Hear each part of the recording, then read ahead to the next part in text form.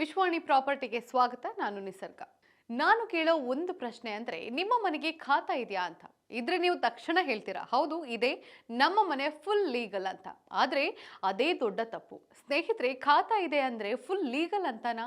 ಈ ಪ್ರಶ್ನೆಗೆ ಉತ್ತರ ಗೊತ್ತಿಲ್ಲದೆ ಸಾವಿರಾರು ಜನರು ಲಕ್ಷಾಂತರ ರೂಪಾಯಿ ಕಳೆದುಕೊಂಡಿದ್ದಾರೆ.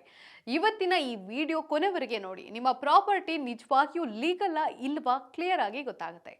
ಈಗ ಖಾತಾ ಅಂದ್ರೆ ಏನು ಅಂತ ನೋಡೋಣ ಬನ್ನಿ. ಖಾತಾ ಅಂದ್ರೆ ನಗರ ಪಾಲಿಕೆಯ ದಾಖಲೆಯಲ್ಲಿ ನಿಮ್ಮ ಪ್ರಾಪರ್ಟಿ ನಿಮ್ಮ ಹೆಸರಿನಲ್ಲಿ ತೆರಿಗೆ ಕಟ್ಟಲು ಮಾಡಿರುವ ಎಂಟ್ರಿ ಅಷ್ಟೇ.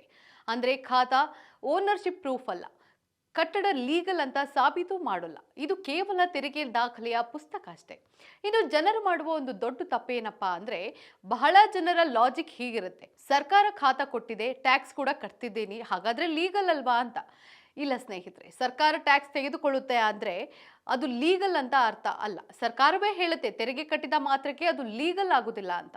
ಇನ್ನು ಖಾತೆಗಳಲ್ಲಿ ಎಷ್ಟು ವಿಧ ಇದೆಯಪ್ಪ ಅಂದ್ರೆ, ಸಾಮಾನ್ಯವಾಗಿ ನಾವು ಕೇಳೋದು ಎ ಖಾತಾ ಅಂದ್ರೆ ಮಾನ್ಯತೆ ಪಡೆದ ಪ್ಲಾನ್ ಪ್ರಕಾರ ಕಟ್ಟಿರುವ ಎಲ್ಲಾ ನಿಯಮಗಳ ಪಾಲನೆ, ದಾಖಲೆ ಪತ್ರಗಳು ಲೀಗಲ್ ಆಗಿವೆ ಅಂತ. ಇನ್ನು ಬಿ ಖಾತಾ ಮತ್ತು 11B ಖಾತಾ ಅಂದ್ರೆ ಇಲ್ಲಿ ಸರ್ಕಾರ ತೆರಿಗೆ ಕಟ್ಟಿಸಿಕೊಂಡಿರುತ್ತೆ, ಆದ್ರೆ ನಿಯಮ ಉಲ್ಲಂಘನೆ ಇರಬಹುದು, ಪೂರ್ಣ ಲೀಗಲ್ ಆಗಿರೋದಿಲ್ಲ. ಈಗ ಹೊಸದಾಗಿ ಬಂದಿರುವ ಈ ಖಾತಾ ಅಥವಾ ಪ್ರೊವಿಷನಲ್ ಖಾತಾ ಅಂದ್ರೆ ಎಲ್ಲದರ ಡಿಜಿಟಲ್ ದಾಖಲೆ ಲೀಗಲ್ ಅಂತ ಗ್ಯಾರಂಟಿ ಇರೋದಿಲ್ಲ. ಇಲ್ಲಿ ಗಮನಿಸಬೇಕಾಗಿರೋದು ಎಲ್ಲಾ ಖಾತೆಗಳು ಲೀಗಲ್ ಅಲ್ಲ ಅನ್ನೋದು.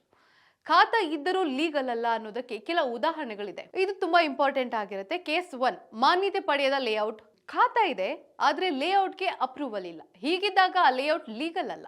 ಇನ್ನು ಕೇಸ್ 2 ನೋಡೋದಾದ್ರೆ, ರೆವೆನ್ಯೂ ಲ್ಯಾಂಡ್ ಖಾತಾ ಇದೆ ಆದ್ರೆ ಕನ್ವರ್ಷನ್ ಆರ್ಡರ್ ಇಲ್ಲ, ಹೀಗಿದ್ದಾಗಲೂ ಪ್ರಾಪರ್ಟಿ ಲೀಗಲ್ ಆಗಿರೋದಿಲ್ಲ. Case 3, plan deviation. 2 ಮಹಡಿಗೆ ಅಪ್ರೂವಲ್ ಪಡೆದು 4 ಮಹಡಿ ಕಟ್ಟಡದಾಗ ಕಟ್ಟಿದ್ರೆ ಆಗ ಖಾತಾ ಇದ್ದರೂ ಪ್ರಾಪರ್ಟಿ ಲೀಗಲ್ ಆಗಿರೋದಿಲ್ಲ. ಇನ್ನು ಕೇಸ್ 4, OC ಇರುವುದಿಲ್ಲ. ಖಾತಾ ಇದೆ ಆದ್ರೆ ಪಾಲಿಕೆಯಿಂದ ಆಕ್ಯುಪೆನ್ಸಿ ಸರ್ಟಿಫಿಕೇಟ್ ಸಿಕ್ಕಿರುವುದಿಲ್ಲ, ಅಂದ್ರೆ ವಾಸಕ್ಕೆ ಕಾನೂನು ಅನುಮತಿ ಇಲ್ಲ ಅಂತ ಅರ್ಥ. ಇಂತಹ ಸಾವಿರಾರು ಕೇಸ್ಗಳು BBMP ಮತ್ತು ಇತರ ಪಾಲಿಕೆಗಳಲ್ಲಿ ಇದೆ. ಹಾಗಾದ್ರೆ ಲೀಗಲ್ ಪ್ರಾಪರ್ಟಿ ಅಂದ್ರೆ ಏನು ಹೇಳ್ತೀನಿ ಕೇಳಿ.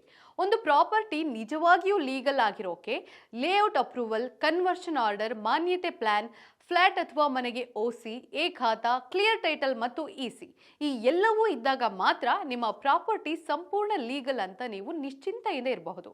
ಒಂದೆರಡು ಇದ್ರೆ ಸಾಕು ಅಂದ್ರೆ ಅದು ದೊಡ್ಡ ರಿಸ್ಕ್ ಆಗಬಹುದು.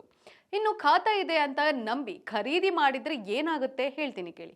ಬ್ಯಾಂಕ್ ಲೋನ್ ತೊಂದರೆ ಆಗುತ್ತೆ, ಮಾರಾಟ ಮಾಡುವಾಗ ಸಮಸ್ಯೆ, ಸರ್ಕಾರ ನೋಟಿಸ್ ಕೊಡಬಹುದು, ರೆಗ್ಯುಲೇಷನ್ ಖರ್ಚು ಇರಬಹುದು. ಖಾತಾ ಇದೆ ಅನ್ನೋ ಒಂದು ಮಾತು ನಂಬಿ ಲಕ್ಷಾಂತರ ರೂಪಾಯಿ ಹೂಡಿಕೆ ಮಾಡಿದ್ರೆ ಅದು ನಷ್ಟಕ್ಕೆ ಕಾರಣವಾಗಬಹುದು. ಸ್ನೇಹಿತರೆ, ಇದನ್ನ ನೆನಪಿಟ್ಕೊಳ್ಳಿ. ಖಾತಾ ಇದ್ದ ಮಾತ್ರಕ್ಕೆ ಅದು ಸಂಪೂರ್ಣ ಲೀಗಲ್ ಆಗೋದಿಲ್ಲ. ಡಾಕ್ಯುಮೆಂಟ್ಸ್ ಎಲ್ಲ ಸರಿ ಇದ್ರೆ ಮಾತ್ರ ಅದು ಲೀಗಲ್ ಆಗುತ್ತೆ. ಮನೆ ಅಥವಾ ಸೈಟ್ ಖರೀದಿಸುವ ಮೊದಲು ಖಾತಾ ಮಾತ್ರ ನೋಡಬೇಡಿ, ಎಲ್ಲಾ ಲೀಗಲ್ ಡಾಕ್ಯುಮೆಂಟ್ ಚೆಕ್ ಮಾಡಿ. ಈ ವಿಡಿಯೋ ನಿಮಗೆ ಉಪಯುಕ್ತವಾಗಿದ್ದರೆ ಲೈಕ್ ಮಾಡಿ, ಶೇರ್ ಮಾಡಿ, ನಮ್ಮ ಚಾನಲ್ ಅನ್ನು ಸಬ್ಸ್ಕ್ರೈಬ್ ಮಾಡಿ. ಧನ್ಯವಾದ.